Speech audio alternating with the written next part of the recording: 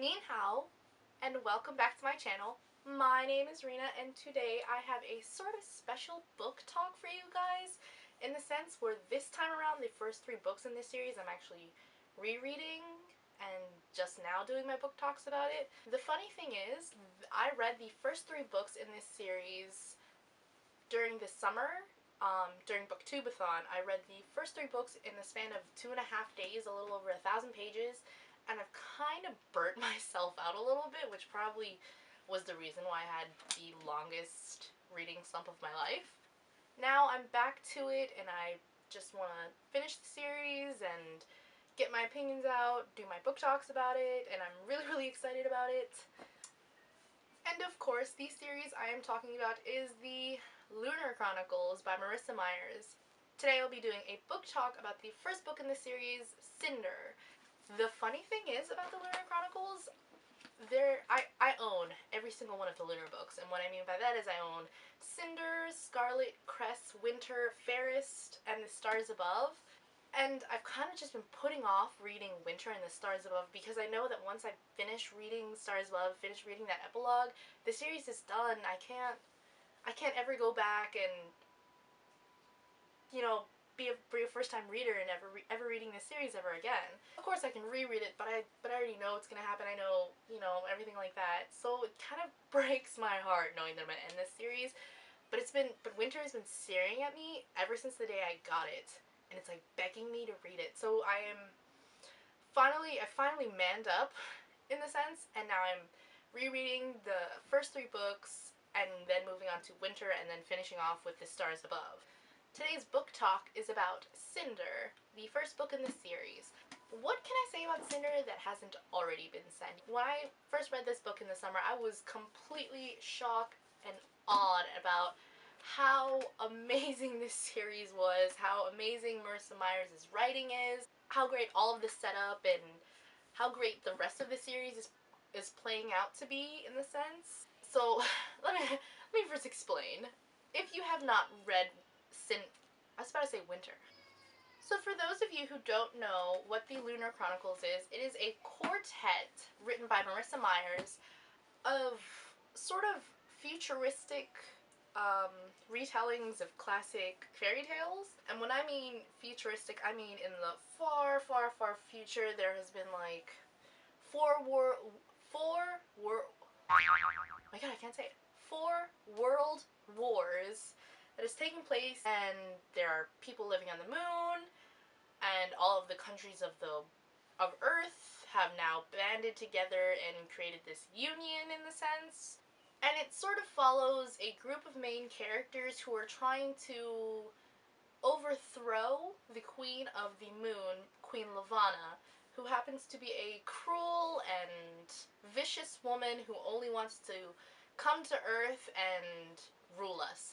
So the people of Luna used to be a colony of Earthians until they beget this ability called Glamour, which is the ability to control someone's bioelectricity. You can make them do what they want you to do, or feel what they want you to feel, or see things that they want you to see.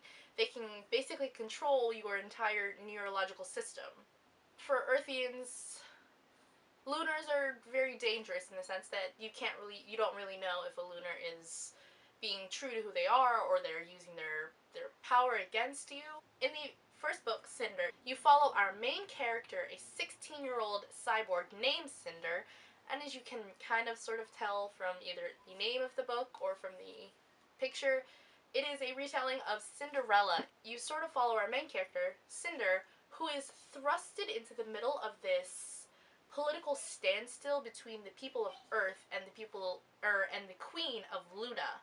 And this happens because Cinder befriends and falls in love with the Crown Prince of New Beijing, Prince Kaito, or Kai. And that's basically the premise of the book. At this point, during 2016, the book has been out for 4 years. There's not really much I can say that you don't already know about the Lunar Chronicles.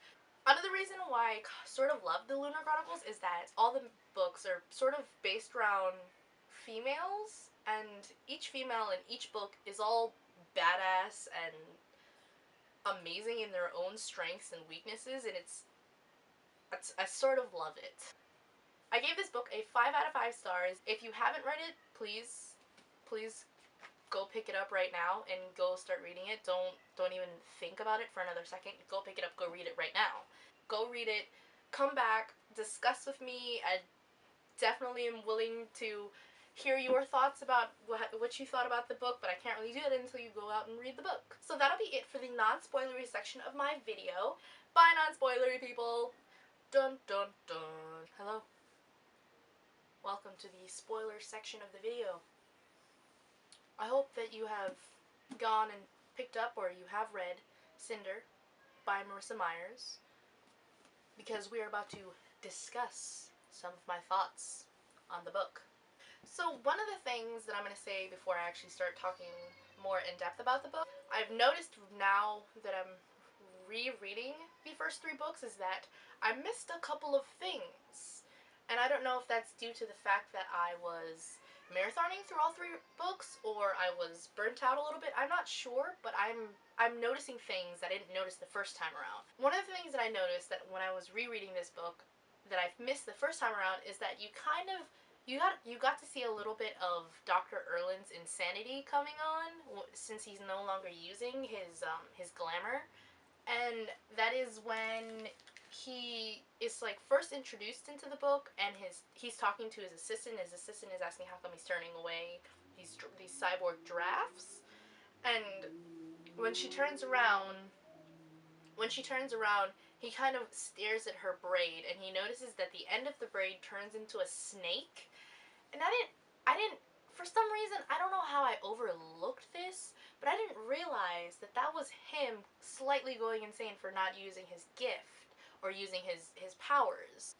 And for me, I was kind of just like, how did I miss this? How did I miss that he was going crazy because he wasn't using his gift? The first thing I definitely want to talk about is characters, and when I mean characters, I'm kind of more talking about Cinder. Cinder Lynn, she's sort of a great main character. She is a 16-year-old cyborg who just so happens to be Princess Celine. I picked that up, or I knew right away once they mentioned Prince Celine. I was kind of like, Cinder's Prince Celine. Let's go. 99% of us thought that, or like we guessed that right off the bat, because it was a sort of an easy setup. I love Cinder in this book because right from the get-go, she knew who she was. She knew what personality she had. She knew what her weaknesses were. She knew what she wanted out of life. Even if it was as simple as getting away from her guardian and living her own life, she knew what she wanted. She knew the route she would have to take to get to what she wanted to do. And that's that's one of the things that I found as a great characteristic from Cinder. That she's so sassy, and she's comfortable in her own skin, even though cyborgs are viewed as sort of a nuisance to the community. And that's one thing that I want to touch base with, is the fact that why are cyborgs so hated in this community? It's not like some people do the cyborg surgeries for their own personal body modifications, but then there are people who didn't really have a choice. People like Cinder, thankfully she got hers, obviously, but then there are people who get into accidents and lose fingers or lose limbs or lose part of their brain that are saved without their knowledge, and then they're hated for it. It's not like they signed up for it willingly, knowing that they're gonna live their life as a pariah. That's a reason why I love Cinder, because even though people hated her, she didn't care. She lived her life the way she wanted to live. Within her guardian's restrictions, obviously. Another thing that I love about Cinder is that although she portrays herself to be this badass and this great character that was strong and willed, she was still, when she saw Kai, when she even just pictured Kai's face, she kind of was reduced to this girly girl in a sense. I think it's adorable. I think her and Kai make a great couple, and they're so cute, and I ship it so hard. Yes. Kaider? What is their name? I think it's Kaider. So right at the beginning of the book, Kai and Cinder meet. It was cute because here was this awkward cyborg girl missing a foot, having no idea how to talk to royalty or how to have very good social skills in the sense, meeting her crown prince. It's so funny because Kai is flirting with her and she has no idea that he's flirting with her. One of my favorite ongoing kind of scene in this entire book is how Kai sort of asks Cinder to the ball, or how he continuously asked her and constantly reminded her that he asked her to go to the ball with him. I find their relationship to be so cute and so innocent in the sense right up until the actual ball. And this plays into how I said about how cyborgs didn't really have a choice in the life that they have. It came into play right at the ball when Prince Kai is, where Cinder sort of is running away from Levana, and then her foot falls off and her glove melts off because of the heat from her cyborg arm. You kind of see this change or this demeanor that Prince Kai has. There's this stigma to cyborgs. He was repulsed at the idea that Cinder was a cyborg. He literally he was 5 minutes ago you were just dancing with this girl and now you're kind of just like, ooh, she's a cyborg. Like, it speaks a lot about that society and cyborgs and what's socially acceptable at the time, I suppose. Another character that I will talk about, Prince Kai, in the sense that he's a good emperor. He knows what's right for his people. He was willing to sacrifice Cinder. He was willing to sacrifice his hand in marriage for the union. He was willing to sacrifice himself when Queen Levana tested him at dinner and she put a mirror on her plate to see how he would react to her almost killing one of his servants. It showed humility on Kai's part, that he was going to be a good ruler. He was more intact with his people, more intact with what's good for his country, what's good for the sake of the earth. Another thing that I absolutely loved about Marissa Meyer's writing is her fight scenes. I didn't realize how much I appreciated them until I reread Scarlet, and I just finished it today, and I'll definitely be doing a book talk about that. But she knows how to write a fight scene. Like, she is very well versed. You kind of feel like you're standing there watching this unfold, watching these people fight or shoot each other or control each other, and your heart starts to pound a little bit. She really knows how to write a fight. She really knows how to engage you in a fight, and I don't know, it's so great. I absolutely loved. There's not really much I can say about this book that I absolutely hated. There was nothing off the top of my head right now. I can't think of one thing that I found wrong with this book.